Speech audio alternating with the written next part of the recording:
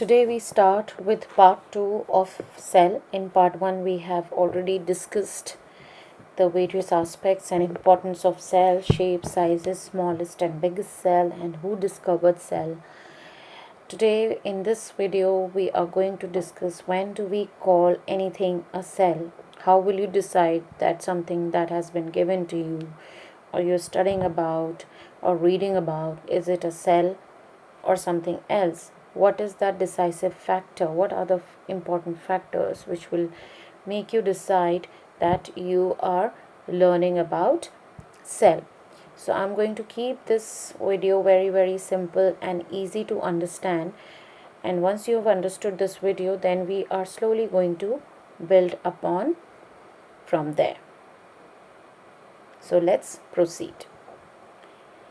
Now, as you can see that this is a very simple cell. I mean, you must be thinking, is she out of her mind? What is she showing me?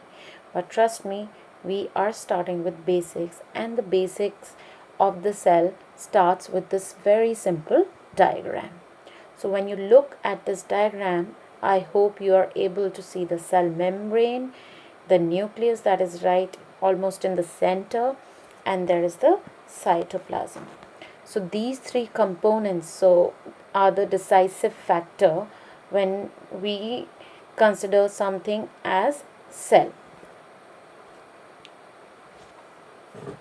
Cell membrane, nucleus and cytoplasm. So I'm going to be talking about these three in detail, but cell membrane and cytoplasm in this video, nucleus I will be doing another video because it has more details to it.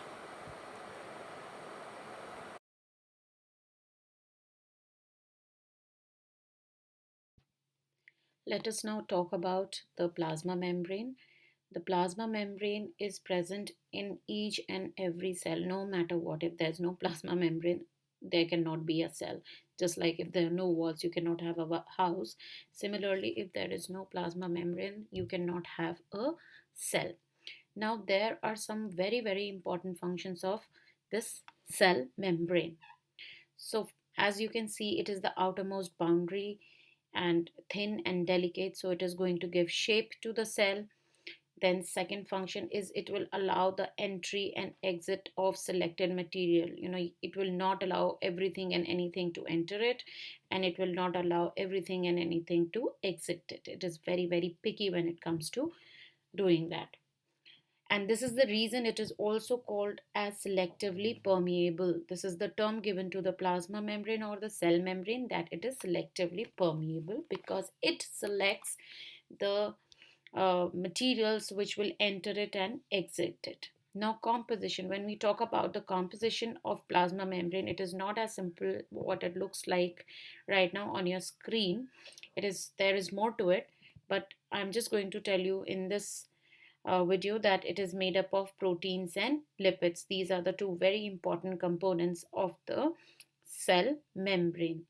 Then the last feature of plasma membrane is its flexible nature. That means it is not rigid. It is flexible, like it can move inside or outside. You can just call it like having a slime in your hand and you can give it a shape. So something close to that, which I will be explaining in upcoming slide.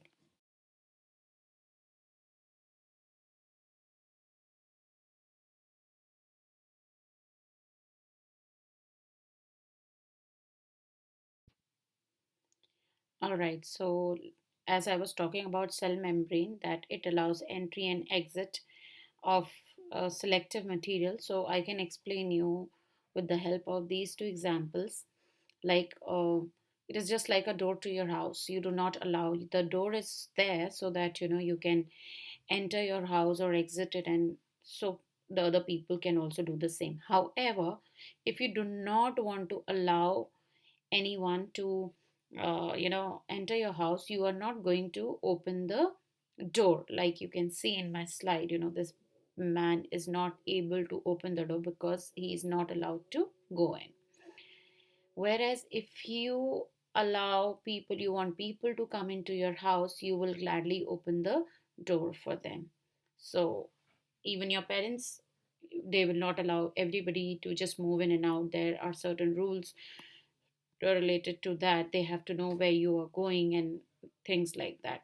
Or you can have the main gate of your societies where you live, so there is a guard who always checks who's coming in, who is he meeting, and he will call up and check with you there is a visitor to see you, and will tell you the name. If you will confirm yes, I have called this person, then only that person is allowed, and if he says no, I don't know who this person is, then he will not be allowed to enter.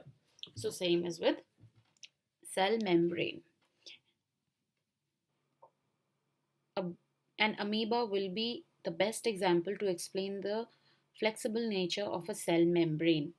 You all have learned in your junior classes in grade 7 that it moves with the help of pseudopodia. It also engulfs food with the help of pseudopodia, and its whole life is based on the flexibility of the cell membrane. If the cell membrane had been rigid, that means it is not changing its shape and not allowing it to form various shapes that we call pseudopodia, then it will not even be able to capture the food or ingest it or even excrete it.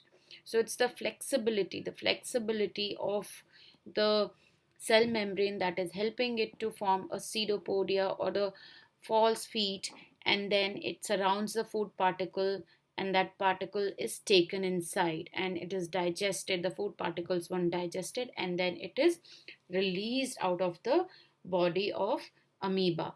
So taking in of the food particle due to the depression in the cell membrane is known as endocytosis, meaning entering inside, and when it is excreting the waste material, that is known as exocytosis.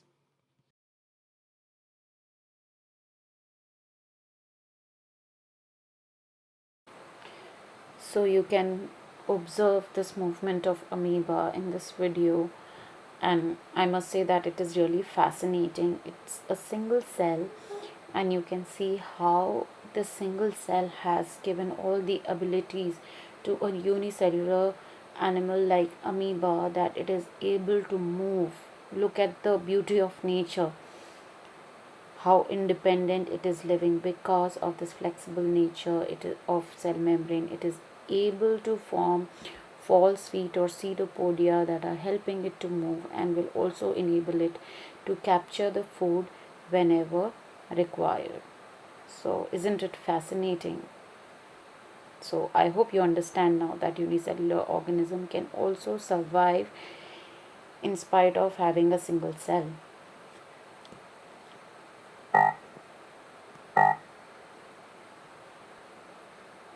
Let's talk about cytoplasm now. This is the last part of my video of understanding when we can call cell a cell.